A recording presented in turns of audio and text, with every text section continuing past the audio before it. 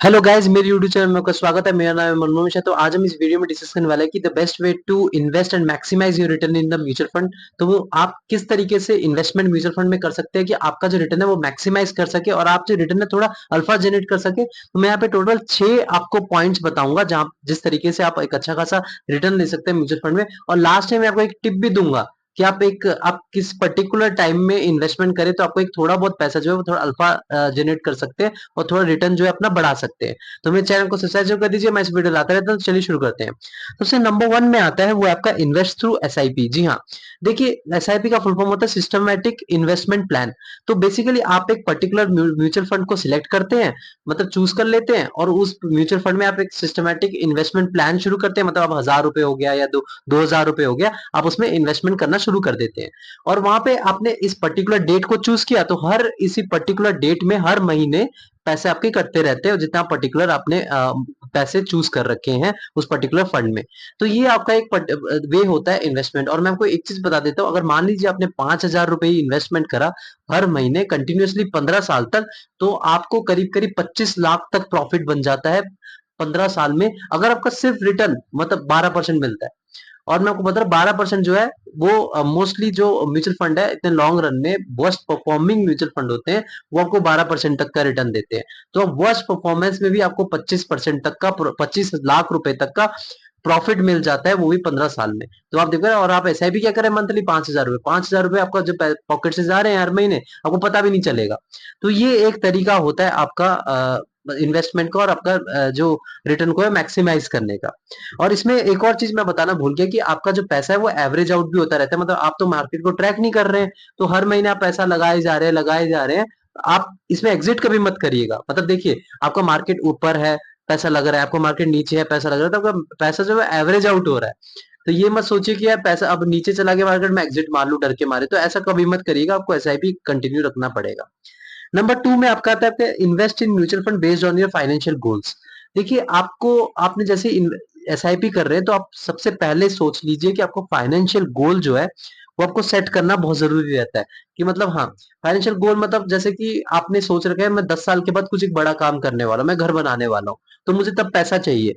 तो आपके पास time frame 10 साल का है। तो 10 साल मतलब आप रिस्क थोड़ा ज्यादा ले सकते हैं क्योंकि टाइम फ्रेम ज्यादा है। तो आप क्या कर सकते हैं, आप स्मॉल कैप फंड में थोड़ा बहुत इन्वेस्टमेंट ज्यादा कर सकते हैं। अगर आपके पास टाइम फ्रेम कम है, मतलब आप सोचते हैं कि यार मेरे आपका फाइनेंशियल गोल मतलब मुझे यार नहीं घर 5 साल बाद बनाना है, या मुझे अपने बच्चे की पढ़ाई 5 साल के बाद शुरू करनी है, कुछ भी आपने सोचा बड़ा चीज, तो आपने 5 साल का जब टाइम फ्रेम चूज किया तो उसमें क्या किया, आप थोड़ा रिस्क इतना ज्यादा ले नहीं सकते। तो आपको तब क्या करना होता है, तब आपको लार्ज कैप फंड में ज्यादातर इन्वेस्टमेंट करना पड़ता है या निफ्टी इंडेक्स फंड में इन्वेस्टमेंट करना पड़ता है, क्योंकि टाइम फ्रेम जो है वो थोड़ा कम हो जाता है। तो वैसे ही आप अपना फाइनेंशियल गोल सेट करके आप रिटर्न को अपना मैक्सिमाइज कर सकते हैं। अगर आपके पास टाइम फ्रेम ज्यादा है तो आप रिस्क थोड़ा ज्यादा ले सकते हैं। ये नहीं कि पूरा रिस्क ले ले ज्यादा, मतलब जैसे कि मान लीजिए आपके पास टाइम फ्रेम 10 से 15 साल है, तो आप क्या कर सकते हैं, अपना पोर्टफोलियो में 30 से 40% तक का ऐसा वो क्या नाम है स्मॉल कैप फंड आप रख सकते हैं या मिड कैप फंड आप रख सकते हैं। अगर आपके पास टाइम फ्रेम कम है, मतलब मान लीजिए 7 साल या 5 साल, तो आप क्या कर सकते हैं, मिड कैप या फिर लार्ज कैप फंड में इन्वेस्टमेंट कर सकते हैं। और थोड़ा कम है टाइम फ्रेम, जैसे 3 साल का है, तो आप निफ्टी इंडेक्स फंड में इन्वेस्टमेंट कर सकते हैं। तो वैसे ही आप अपने हिसाब से फाइनेंशियल गोल सेट कर सकते हैं और वैसे ही इन्वेस्टमेंट कर सकते हैं और रिटर्न जनरेट कर सकते हैं। नंबर 3 में आता है आपका use STP for lump sum mutual fund investments. तो आप देखिए, जब लमसम की बात आती है ना, बहुत कंफ्यूजन रहता है लोगों को, यार कब लमसम करे, अभी लमसम करे, यार मार्केट अप है या डाउन है। तो मैंने आपको पहले ही बता रखा है, इस वीडियो में मैं आपको बताता हूँ कि लमसम के 2 तरीके हैं। तो पहला लमसम का तरीका है कि मार्केट ट्रैकिंग लमसम, और दूसरा है नॉन मार्केट ट्रैकिंग लमसम। तो मार्केट ट्रैकिंग लमसम मतलब देखिए, आप मार्केट ट्रैक इसमें कर नहीं पाते, ये एक रियलिटी है। लेकिन म्यूचुअल फंड में, लेकिन एक चीज आप कर सकते हैं, जैसे कोई न्यूज आती है, मतलब जैसे अभी इलेक्शन टाइम आ गया, जैसे उससे पहले मैंने आपको भी बता रखा था, जब स्ट्रेस टेस्टिंग का न्यूज आता है, छोटी मोटी न्यूज आती है, तो उसमें क्या होता है कि मार्केट 7 से 10% तक नीचे चले जाता है। तो तब एक पर्टिकुलर टाइम होता है, आप लमसम कर सकते हैं। तो मार्केट करेक्शन के वक्त आप लमसम कर सकते हैं। तो ये थोड़ा बहुत अच्छा रहता है, मतलब आप कर सकते हैं, वो एक तरीका है। अब ये हो गया मार्केट ट्रैकिंग। अब नॉन मार्केट ट्रैकिंग क्या हो गया कि एक तो आपको पहले क्या करना है, अगर आपके दिमाग में ये है कि 7 साल या 10 साल तक आप पैसे देखेंगे ही नहीं, मतलब आपने एक बार लमसम 1 लाख रुपए लगा दिया एक पर्टिकुलर फंड में, 7 से 10 साल का कोई टाइम फ्रेम है, देखेंगे नहीं, तब आप लमसम कर सकते हैं। 7 से 10 साल अगर आपके पास टाइम फ्रेम है तो आराम से लमसम कर सकते हैं कि आप मार्केट ट्रैक करने की कोई जरूरत नहीं है। और एक और तरीका है, ये मैंने आपको बताया, ये जो है यूज एसटीपी। एसटीपी मतलब सिस्टमैटिक ट्रांसफर प्लान। तो ये एक बड़ा तगड़ा तरीका है। इसमें क्या करते हैं कि देखिए आप देखिए आपके पास पैसा पड़ा हुआ है, आप इन्वेस्टमेंट करना चाहते हैं, आप लमसम करना चाहते हैं, तो तब आप क्या कर सकते हैं, आप डेब्ट फंड में लमसम कर सकते हैं। तो डेब्ट फंड क्या होता है, बेसिकली आपका जो कॉर्पोरेट बॉन्ड हो गया जो आपको फिक्स रिटर्न देते हैं, जो आपका गवर्नमेंट बॉन्ड हो गया, वो बेसिकली डेप्ट डेप्ट कहते हैं। तो उसमें क्या होता है कि आपका एक फिक्स रिटर्न आपको डेफिनेटली मिलता रहता है। तो आपने उसमें अपना पैसा लमसम कर दिया, और जब फ्यूचर में आपको ऐसा कुछ पता चला कि यार मार्केट बहुत नीचे जा रही है, मार्केट कुछ प्रॉब्लम आई है, मतलब अभी 10 से 20% नीचे गिर गई, तो तब आप क्या कर सकते हैं, वहां पे सिस्टमैटिक ट्रांसफर प्लान लगा सकते हैं। सिस्टमैटिक ट्रांसफर प्लान में क्या होता है कि आपने अपना जो फंड, जो पैसा है, जो आपने एनएवी ली थी उस पर्टिकुलर डेट फंड में, तो आप उसको ट्रांसफर कर सकते हैं जितनी वैल्यू, मतलब इक्विटी, कोई इक्विटी फंड में। इक्विटी मतलब लार्ज कैप हो गया, मिड कैप हो गया, स्मॉल कैप हो गया, वो आपने अपने हिसाब से रिसर्च करके कर सकते हैं। तो इसमें क्या होता है कि आप मार्केट करेक्शन या मार्केट जब नीचे जा रही है तब आपका पैसा लमसम में लगाते हैं। तब क्या है, और आपका खाली पैसा भी नहीं है, मतलब लमसम क्या है, देखिए आपको वेट करना पड़ता है, यार भाई मार्केट नीचे जाए तभी मैं पैसा लगाऊंगा। तो यहाँ पे क्या किया, आपने डेब्ट फंड में लगा दिया, आपको वहां पे इंटरेस्ट भले ही कम आता है, लेकिन आता तो आ भी रहा है, प्लस आपने सिस्टमैटिक ट्रांसफर प्लान यूज करके आपने तब ट्रांसफर कर दिया जब मार्केट नीचे जा रही थी। तो आप देख पा रहे कितना अच्छा खासा ये प्लान है। इससे क्या है कि आप थोड़ा रिटर्न एक्स्ट्रा जनरेट कर सकते हैं। नंबर 4 पे आता है investing based on risk appetite. देखिए आप अपना रिस्क एपिटाइट करके ही, देख के ही इन्वेस्टमेंट करिएगा। अब जैसे आपने कोई स्मॉल कैप फंड देख लिया, बोले कि यार इस साल में 140% या 150% या 200% तक का रिटर्न दे दिया, तो इसका मतलब ये नहीं कि अगले साल भी वो इतना ही देगा। तो ये आपको रिस्क लेके चलना पड़ेगा, आपको सोचना पड़ेगा कि यार जब आप स्मॉल कैप फंड में इन्वेस्टमेंट करते हैं तो आपका रिस्क रहता है। जब 140% तक का रिटर्न मिलता है, तो यहाँ पे नेगेटिव 140% तक का भी रिटर्न मिल सकता है इस साल। तो आपको वो रिस्क एपिटाइट सोच के ही इन्वेस्टमेंट करना पड़ेगा लॉन्ग रन के लिए। तो अगर ज्यादा रिस्क टेकर है, तो मेरा सजेशन रहता है कि 30 से 40% तक आप स्मॉल कैप फंड में इन्वेस्टमेंट कर सकते हैं, और टाइम फ्रेम 10 साल तक से 15 साल। अगर आप मॉडरेट रिस्क टेकर है, तो आप स्मॉल कैप फंड में 20 से 30% तक का इन्वेस्टमेंट कर सकते हैं। अगर आपका टाइम फ्रेम 7 से 10 साल का है। अगर आप रिस्क बहुत कम लेना चाहते हैं, तो आप 10% तक का, 10 से 20% या 10% 15% आप कर सकते हैं स्मॉल कैप फंड में इन्वेस्टमेंट। तो आप अपने हिसाब से प्लानिंग करिएगा। अगर आप कम रिस्क लेते हैं, लेकिन हाँ, स्मॉल कैप फंड में इन्वेस्टमेंट करना भी जरूरी होता है, मैंने हर एक वीडियो में बता रखा है, लेकिन आप अपने रिस्क के हिसाब से करिएगा। ज्यादातर लार्ज कैप फंड या निफ्टी इंडेक्स फंड या फिर कोई कोई मिड कैप फंड, आप ये सब चूज करके, या फ्लेक्सी कैप फंड, ये सब चूज करके आप इन्वेस्टमेंट कर सकते हैं, थोड़ा रिस्क आप कम कर सकते हैं, और रिटर्न भी थोड़ा अच्छा खासा जनरेट कर सकते हैं। नंबर 5 में आ गया आपका invest in sectors that are expected to perform better.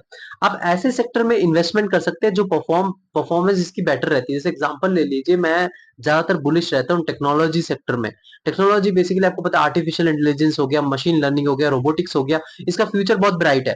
जैसे कि आप ये नाम ही सब सुन रहे हैं ना, ये फ्यूचर में बहुत ही आगे बढ़ेगा। अभी टेम्पररी बेस में आपको अच्छा खासा रिटर्न नहीं देगा, लेकिन लंबे टर्म में बहुत ही अच्छा खासा आपको रिटर्न दे सकता है। तो वैसे ही अगर आपको कोई सेक्टर में भरोसा है, जैसे कंस्ट्रक्शन सेक्टर है, आपका इंफ्रास्ट्रक्चर जो कहते हैं, हेल्थ केयर हो गया, आपका फाइनेंशियल सेक्टर हो गया, बैंकिंग सेक्टर हो गया, तो ऐसे कोई भी सेक्टर में अगर आपको कोई भरोसा है, आपको लगता है कि यार एक अच्छा खासा रिटर्न मिल सकता है, तो उसमें इन्वेस्टमेंट कर सकते हैं। लेकिन अब मैं आपको बता दूं, जो स्मॉल कैप फंड में जितना रिस्क रहता है, उसमें भी उस उसमें इक्वल टू, मतलब इक्वल रहता है सेक्टर में भी, मतलब दोनों सेम ही रिस्क है। तो आप ये मत सोचिए कि आप सेक्टरल फंड में इन्वेस्टमेंट कर रहे हैं, इसमें तो बड़ी कंपनीज है, मैंने इन्वेस्टमेंट कर रखा है, नहीं ऐसा नहीं है। पर्टिकुलर सेक्टर मतलब आप यहाँ पे रिस्क बहुत ज्यादा ले रहे हैं, स्मॉल कैप फंड के बराबर ही रिस्क ले रहे हैं। तो आपका टाइम फ्रेम भी बड़ा होना चाहिए, 10 साल के बराबर होना चाहिए। लेकिन हाँ, इसमें इन्वेस्टमेंट भी कर सकते हैं अगर आप रिसर्च करके करेंगे तो। उसका नंबर 6 में आता है invest in different categories of fund. जी हाँ, आप जब इन्वेस्टमेंट करते हैं तो कैटेगरीज, डिफरेंट कैटेगरीज में करिएगा। जैसे मैंने आपको बताया, स्मॉल कैप फंड में कितना आप कर सकते हैं, लार्ज कैप फंड में आप कितना कर सकते हैं, आप रिस्क के हिसाब से। लेकिन हाँ, सारी कैटेगरीज में करिएगा, ये नहीं कि आपने एक ही कैटेगरी में सारा पैसा लगा रहा है, क्योंकि आपको प्रॉपर एक डाइवर्सिफिकेशन करना बहुत जरूरी है। आपने लार्ज कैप में लगा दिया, देखिए लार्ज कैप में लॉन्ग रन में जो दे रखा है ना, वो 15 से 16% तक का कंपाउंडेड रिटर्न दे रखा है लॉन्ग रन तक। लेकिन जो आपका स्मॉल कैप फंड है, मिड कैप फंड है, वो आपको लॉन्ग रन में 30 से 25 परसेंट भी 25 से 30% या फिर 20 से 30% तक देने की 20 से 25% तक देने की कैपेबिलिटी रखते हैं। तो इतनी जो कैपेबिलिटी है वो थोड़ा बहुत आपको अगर आप थोड़ा बहुत इन्वेस्टमेंट भी करते हैं, फ्यूचर में अगर ये इतना खासा रिटर्न मिल जाता है तो आपको जो आप थोड़ा बहुत अच्छा खासा अल्फा जनरेट कर पाते हैं, अच्छा खासा रिटर्न भी जनरेट कर पाते हैं। जो आपका यहाँ पे जो 16% है वो आपका वहां पे एवरेज आउट होके 18-19% भी हो जाता है। और आपने अगर 80% तक लार्ज कैप फंड में इन्वेस्टमेंट कर रखा है तो वो कभी इमरजेंसी टाइम में पैसा चाहिए होगा तो आप वहां पे हाँ 15% या 16% में रिटर्न में आप पैसा निकाल सकते हैं। लेकिन स्मॉल कैप फंड अगर नीचे मार्केट नीचे गया है तो वहां पे बहुत गंदा नीचे जाता है, तो बहुत बहुत पंगा रहता है उसमें। तो उसके हिसाब से आप अपना इन्वेस्टमेंट कर सकते हैं अपने डिफरेंट डिफरेंट कैटेगरीज में। और लास्ट में मैंने आपको बताया था कि टिप बताऊंगा, तो मैं आपको एक टिप बताता हूँ जो अपना रिटर्न को थोड़ा बहुत मैक्सिमाइज कर सकते हैं। वो टिप है कि आप अगर इन्वेस्टमेंट करना चाहते हैं ना तो आप ज्यादातर अपना एस आई पी 28, 29 या 30 डेट को ही ज्यादातर करिएगा। क्योंकि क्या होता है कि जो मंथ के एंड में होता है ना, कई लोगों के पास पैसे नहीं होते इन्वेस्टमेंट करने के लिए। कोई कई लोगों सब ज्यादातर लोगों ने एसआईपी सेट करा होता है 1 तारीख को, क्योंकि उनके पास सैलरी आती है 1 या 2 तारीख को।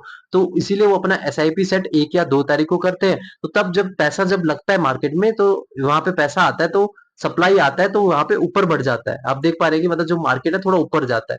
लेकिन यहाँ पे जो कहता है 28, 29, 30 तारीख जो है इसमें मार्केट थोड़ा सा नीचे होता है, क्योंकि यहाँ पे जो पैसा है मंथ के एंड में किसी के पास होता नहीं है। इसी चक्कर में अगर आप थोड़ा बहुत एक्स्ट्रा रिटर्न जनरेट करना चाहते हैं, मतलब 0.5% या 1% एक्स्ट्रा जनरेट करना चाहते हैं, मतलब अपना एक्सपेंस रेशियो जो है उसको माइनस ही करना चाहते हैं, तो तभी आप इसमें इस तरीके से इन्वेस्टमेंट कर सकते हैं। तो आपको लॉन्ग रन में आपको माइनर डिफरेंस दिखेंगे 0.5% से लेकर 1%। और मैं आपको बता रहा 0.5% 1% लॉन्ग रन में बहुत ही ज्यादा डिफरेंसेस बना देता है।